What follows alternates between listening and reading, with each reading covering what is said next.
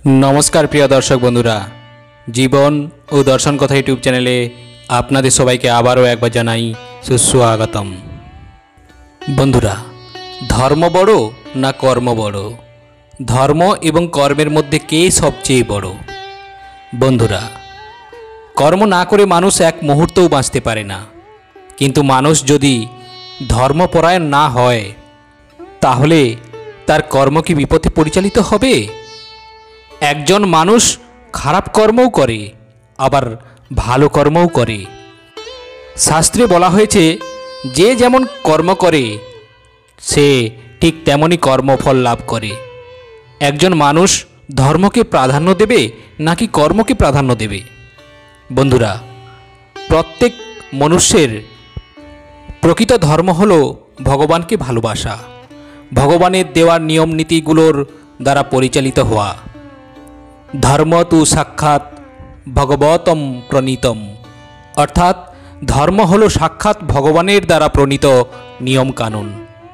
और कर्म बोलते बोझाय कोनो किछु करा, किन्तु सकल कर्म करा उचित नय।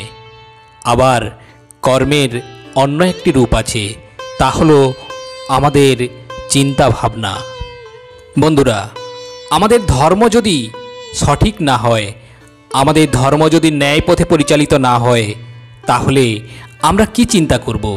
आमादेर मध्य जे चिंता भावना आसबे ता अवश्यई विपथे परिचालित हबे। किन्तु अपरपक्षे यदि आमरा धर्मपरायण हई, न्यायपरायण हई ताहले आमादेर कर्म सठिक पथेई परिचालित हबे।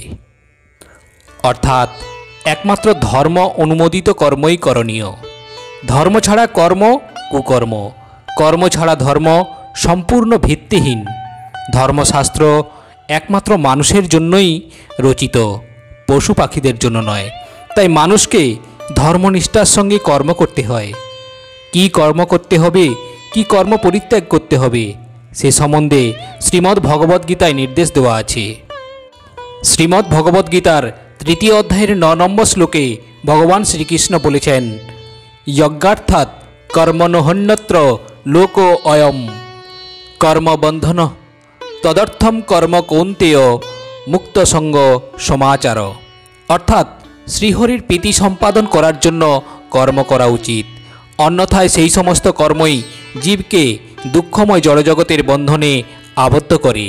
ताई हे कुंतीपुत्र अर्जुन, भगवानेर सन्तुष्टि विधानेर जन्य केवल तोमार कर्तव्य कर्म अनुष्ठान करो एवं तार फले तुमी सर्वदा जड़जगतेर बंधन होते मुक्त होते पारबे। प्रकृतपक्षे जे कर्म मानुषके कृष्ण भक्तिर पथे परिचालित करे ना ता पाप कर्म। बंधुरा जे विद्या कृष्णके हृदयंगम करते साहाय्य करे ना ता भ्रांत। यदि कृष्ण भावनामृतेर अभाव हय ताहले बुझते हबे सेई कर्म ओ सेई विद्या सम्पूर्ण रूपे निरर्थक। बंधुरा आजकेर এই ভিডিওর निवेदन धर्म बड़ो ना कर्म बड़ो, आमादेर प्रकृत धर्म की अर्थात मनुष्येर प्रकृत धर्म की, এই समस्त प्रश्नेर उत्तर पाबेन आजकेर भिडियोते। बंधुरा आजकेर भिडियोते एकटी प्राचीन कथार माध्यमे आमरा जानबो धर्म बड़ो नाकि कर्म बड़ो। ताई आजकेर এই गुरुत्वपूर्ण भिडियोटी अवश्यई शेष पर्यन्त मनोयोग सहकारे देखार अनुरोध रइल। जय श्रीकृष्ण, राधे राधे, ओं नमः शिवाय। अनेक प्राचीन दिनेर कथा। एकदिन धर्म और कर्मेर मध्य विवाद हुए धर्म बोले आमी बड़ो और कर्म बोले आमी बड़ो। तादेर दुजनेर मध्य विवाद एतटाई बेधे जाए जे तारा न्याय विचार पेते देवतादेर राजा देवराज इंद्रेर दरजाय एसे पौंछाय। तादेर दुजनके दरबारे देखे देवराज इंद्र जिज्ञासा करलेन, हे धर्म और कर्म, कि उद्देश्ये आपनादेर आगमन? शीघ्रई बोलुन। तखन धर्म और कर्म बोले, हे देवराज इंद्र, आमादेर दुजनेर मध्य विवाद हये गेछे, आपनि एर विचार करुन जे धर्म और कर्मेर मध्य के सबचेये बड़ो। तो बंधुरा एमन प्रश्न शुने देवराज इंद्र खूबই चिंताय पड़े गेलेन। तिनि भाबते लागलेन आसले এই দুজনের মধ্যে কে বড়। দেবরাজ ইন্দ্র ন্যায় বিচার করতে পারছিলেন না। তখনই देवगुरु बृहस्पति बोलें, দেবরাজ ইন্দ্র? এর সঠিক উত্তর শুধু একমাত্র রাজা বিক্রমাদিত্যই দিতে পারে, যিনি এই সময় পৃথিবী লোকে রয়েছেন। তাই আমাদের সবাইকে রাজা বিক্রমাদিত্যের কাছে যাওয়া উচিত। বন্ধুরা, এরপর দেবগুরু বৃহস্পতির কথা অনুযায়ী দেবগুরু বৃহস্পতি ও দেবরাজ ইন্দ্র সহ ধর্ম আর কর্ম সবাই মিলে রাজা বিক্রমাদিত্যের কাছে চলে আসেন।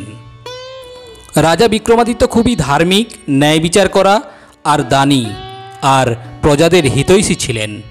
তিনি যখন সবাইকে তার দরবারে দেখেন তখন তিনি সবাইকে প্রণাম জানালেন আর বললেন, হে দেবগণ, কি কারণে আপনাদের আগমন?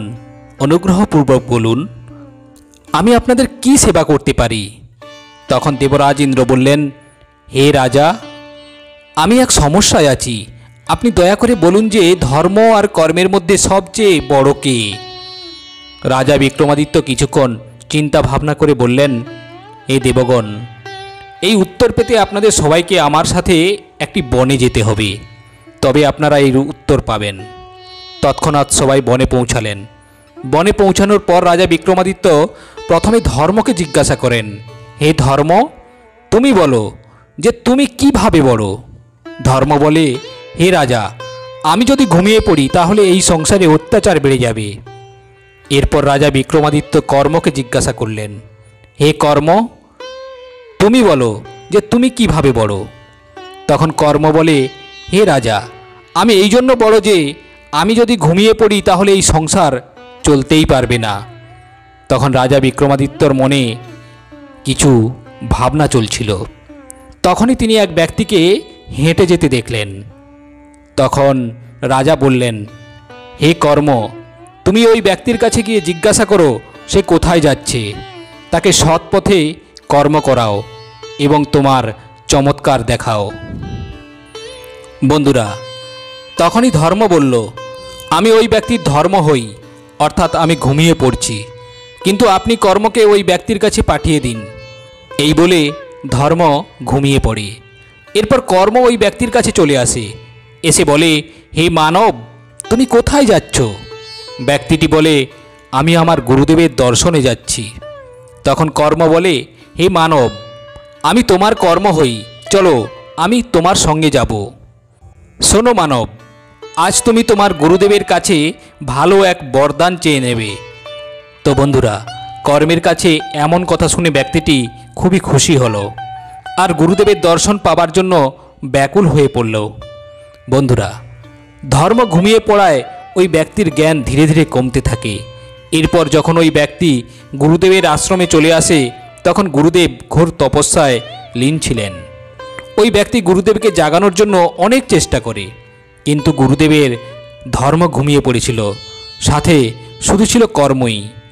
অনেকক্ষণ হয়ে গেলেও যখন গুরুদেব ধ্যান থেকে বেরিয়ে আসছিল না, তখন ওই ব্যক্তি গুরুদেবকে লাঠি দিয়ে মারতে শুরু করে দিল, অর্থাৎ তার কর্ম করা শুরু করে দেয়।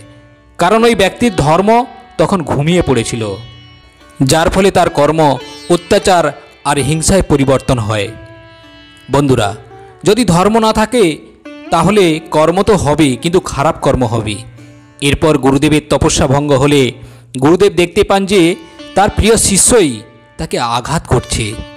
এমন দৃশ্য দেখে গুরুদেব খুবই ক্রোধিত হয়ে পড়েন আর ওই ব্যক্তিকে অভিশাপ দিয়ে দেয় আর বলেন, তোর এই আচরণ পশুর চেয়েও অধম, তাই তোকে অভিশাপ দিলাম, এই মাত্রই তুই গাধা হয়ে যা। ব্যক্তিটি তৎক্ষণাৎ গাধা হয়ে যায়।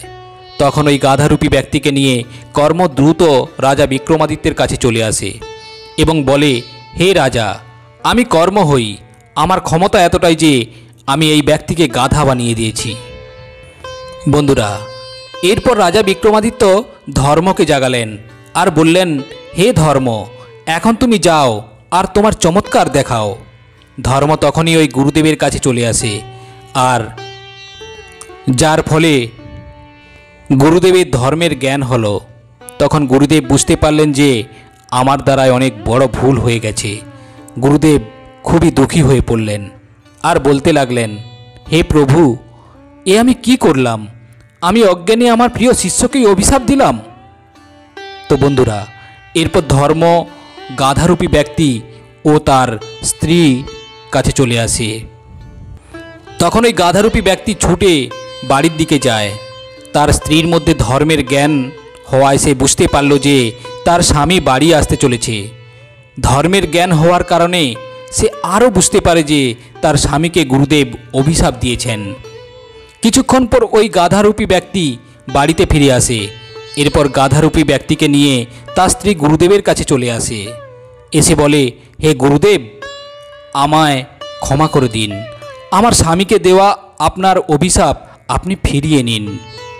গুরুদেব বলেন, হে কন্যা, আমার এই অভিশাপ আমি তো ফিরিয়ে নিতে পারি না, কিন্তু এর মুক্তির উপায় আমি অবশ্যই বলতে পারি।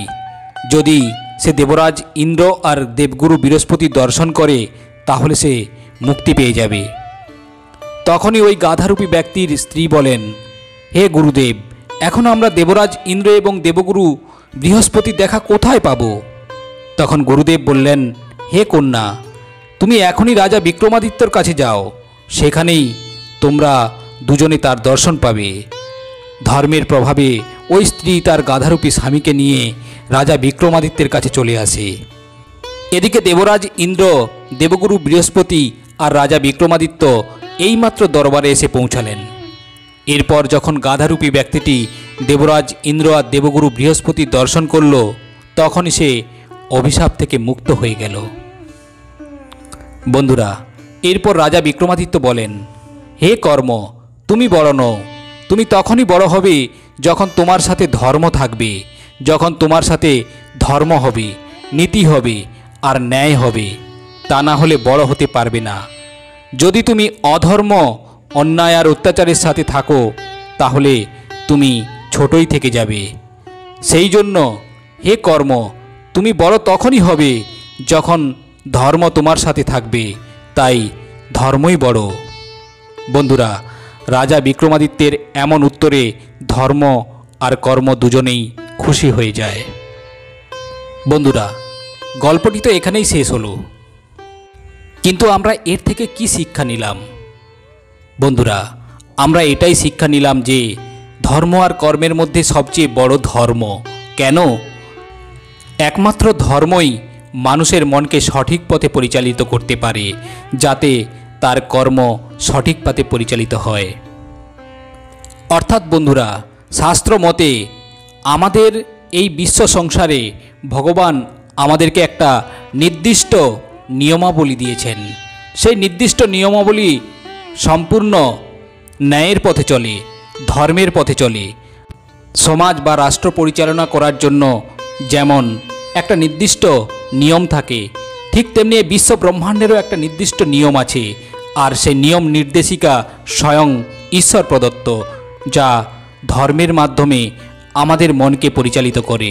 তাই আমাদের প্রত্যেকের ধর্মপরায়ণ হওয়া উচিত, যার ফলে আমাদের মন ন্যায়ের পথে ধাবিত হবে, সত্যের পথে ধাবিত হবে। আমাদের মন এভাবেই দুঃখ কষ্ট থেকে মুক্তি পেতে পারবে। আর এর ফলে আমাদের কর্ম সঠিক পথে পরিচালিত হবে। আর আমরা যখন কর্ম সঠিক পথে পরিচালিত করতে পারবো, তখন কোনো বাধাই আমাদের বাধা থাকবে না। তো বন্ধুরা, আজকের ভিডিওটি কেমন লাগলো আপনাদের অবশ্যই কমেন্টস করে জানাবেন। আর যদি ভালো লেগে থাকে তাহলে ভিডিওটিতে একটি লাইক করে দেবেন। আজ এই পর্যন্ত, আবারও আসবো পরের ভিডিও নিয়ে। ততক্ষণ ভালো থাকবেন, সুস্থ থাকবেন। নমস্কার।